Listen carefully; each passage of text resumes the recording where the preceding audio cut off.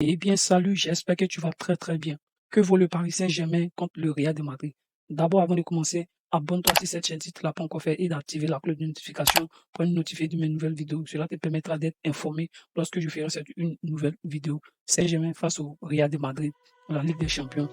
Donc, le Paris Saint-Germain qui s'était imposé face à Lille avec une correction affligée à Lille 5-1. Mais le Paris Saint-Germain n'est pas encore sûr de pouvoir encore compter sur Neymar qui est toujours blessé, Sergio Ramos, on ne sait pas pour quelle raison, ou encore Giorgio Wijnaldum pour les huitièmes de finale de la Champions League contre le Real de Madrid. Donc le Paris Saint-Germain doit faire face, bien que c'est un Paris Saint-Germain séduisant, mais selon moi, bon, ils nous ont toujours mis dans des situations d'individualité, et qu'on connaît maintenant depuis un certain moment, depuis l'année dernière, il n'y a pas de fond de jeu dans cette équipe et chacun fait ce qu'il veut. Et ce sont les stars, ceux qui prennent le ballon, qui courent. Et je parle de Kylian Mbappé, de Neymar, de Lionel Messi, l'individualité qui joue dans cette équipe-là. On ne sait pas s'il y a des difficultés dans les vestiaires, je ne sais pas. Mais bon, peut-être que quand on guillemets l'arrivée de Zidane, quand on dit toujours Zidane va arriver, peut-être certes il va venir, il va pas être très important, c'est son impact dans ce match-là pourra donner vraiment une autre tenue dans ce match-là. Donc qui dit que Lionel Messi l'a encouragé et depuis l'arrivée de Lionel Messi à la capitale a pu prendre scène Messi qui l'a poussé et a frappé au but lors de son doublé face à Rennes 4-0 le 23 janvier dernier. Donc, il a dit à la veille de mes deux buts contre Rennes, Messi m'a dit demain, tu me promets, tu frappes et tu marques. Donc, il m'a dit tournement, j'avais frappé une fois et marqué. J'ai donc frappé et j'ai marqué. Oui, je sais frapper, mais je suis comme ça. Que voulez-vous? On a tous des défauts. Donc, on a rencontré Marco Verratti. Donc, le milieu italien a aussi expliqué qu'il ne tenait pas souvent, il ne tirait pas souvent au but parce que c'était aussi lié à sa façon de penser. Donc moi, je vois qu'il préfère passer que de frapper, selon moi.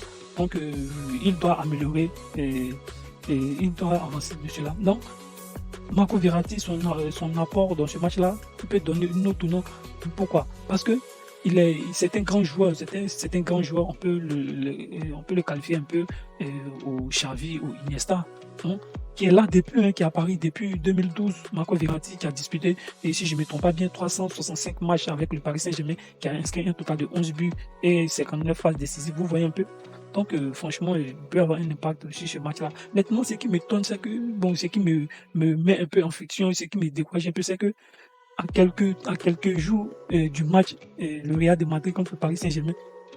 Donc, il y a une rencontre qui est extrêmement attendue au parc, mais pour laquelle la présence de Neymar Junior, qui demeure toujours incertain.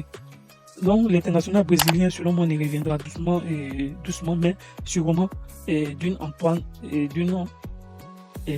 entorse à la cheville qui est toujours blessée le 28 novembre dernier. Donc, après un tacle d'Ivan Macon. Donc, selon moi, donc, il y a aussi RMC Sport qui confirme que l'ancien star du FC Barcelone s'entraîne encore à part et qu'il n'a même pas encore rejoint le collectif. Donc imaginez qu'il n'a toujours pas participé à une séance collective avec le reste du groupe. Il y a aussi Giorgio Wijnaldum et lui-même, lui il a déjà 31 ans qui a également touché à la cheville et lui aussi dans le même cas de figure que le rival de Neymar, qui a récemment aussi participé à 2 jeux collectifs avec ses partenaires en attaquant. Donc, vous voyez un peu, donc c'est tout ça qu'on met en œuvre pour vraiment voir donc que vaut le Paris Saint-Germain. Ce qu'on peut tirer en conclusion, c'est que, en tout cas, le Paris Saint-Germain aura des cartes à jouer, mais sans l'apport de Neymar, sans l'apport de Wijnaldum, sans l'apport de Paredes, tout ça. Donc, selon moi, un Paris Saint-Germain, on sait pas ce qui va se passer, mais vu la prestation contre Lille 5-1, bon, en tout cas, on peut dire, bon, on verra.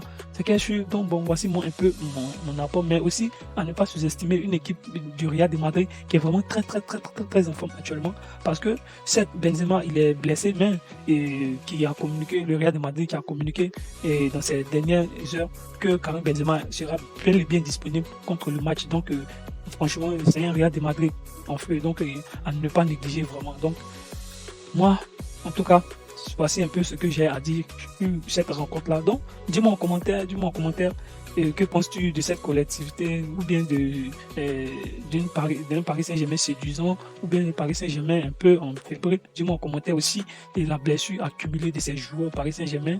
Et je sais pas pourquoi, mais dis-moi en commentaire, je veux un peu avoir ton avis dessus. Ça fera énormément plaisir.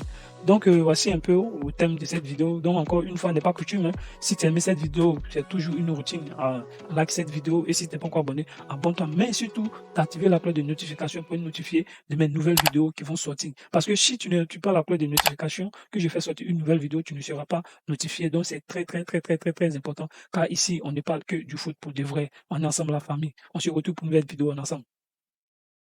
Peace out.